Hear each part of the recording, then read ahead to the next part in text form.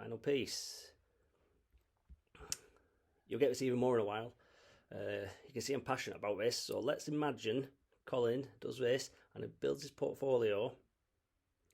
And you remember earlier I said let's be cautious, let's just assume 5% per annum growth, not 7.9. So 10 years from now we meet Colin, and Colin's properties are going up 5% a year, even without compounding. They're worth about 150 each. By the way, just starting out with 2, he would have 9 by then.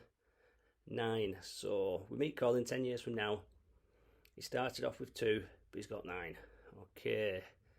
And he's got £1.4 million. 9 properties worth 150 each. 1.4 million. He's got 1 million of mortgages, but this is good debt. Some of the tenants are paying for it, and these properties are making him £200 a month. Each £25,000 a year, and he's got 350,000 in equity. Now we meet Colin again. How's it going? He says, I'm delighted with where it is, but I've got to tell you, 9's enough for me. You know, I want to get some great properties, but 9 is definitely enough. I go, that's cool. So a year later, the property market has gone up, and it goes up another 5%, to be cautious. So the property market's gone up 5%, and I meet Colin again. I say to Colin, great news, your property is worth 1.4 million. It's gone up, and it's now worth 1.47. It's gone up 70,000 in value. You could release the money and buy some more properties. Now Colin says, that's great, Wayne, but you've forgotten. I told you 9's enough. I don't want any more than 9. That's enough.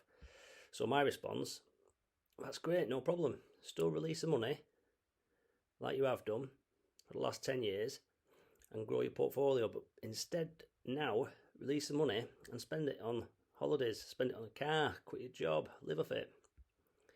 50,000 tax free is like 70,000 today before tax. Now the beauty is in inflation, because it's a compound effect. Next year you can release 55,000, and the year after 58. He's on 52,000 a year for the rest of his life, inflation proofed. Who'd like that? And he's paying no tax, not a penny. It's crazy. Now, a couple of things. The property market doesn't go up 5% a year steady like that. We get peaks and troughs, like we talked about earlier. So when it goes up 10%, Colin has to be clever. As I said, you know what? I've been able to release 105,000 all in 1 year, but I've budgeted on 52. So I'll spend 52, and the other 52 I'll put in a contingency pot. And he has 4 or 5 years of double-digit growth, like London's just had, and he should be building a contingency pot. Then the market might go flat for 5 years, 0% growth, or a bit of a drop. He can't release anything, but he lives off the extra money in the bank, as he banked before. So this is an averaging process. If on average it goes up 5% per year, that is on average what Colin will what Colin will be able to release. Does that make sense? Now you might say, but I only need 30,000 tax free. But I've got to say I'm more cautious than that, like 5%. I only believe 4%, so I'd rather model at 4, and I'll say that's fine. So 30,000 tax free at 4%. You needed 40,000 of growth at 4%. That means you'll need £1 million portfolio to retire. You know exactly what size you need. Someone else says, you know what, 30,000, you're kidding me. I need 60,000 a year. I fly all over the world. I need my money. So you want 60,000 a year, and also agrees I want to be cautious at 4%. So now we know 60,000 tax-free means 80,000 here at 4%. So we'll need at least a £2 million pot. He knows exactly what he needs. Once you get this, you can plug in your own numbers, and hey presto, you've got your vision and you're tax efficient.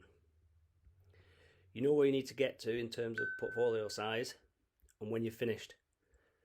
So we're being tax efficient right across the piece by never ever selling our investment properties. As it goes up in value, we increase the debt against it, and you can use this strategy with 1 to multiple properties.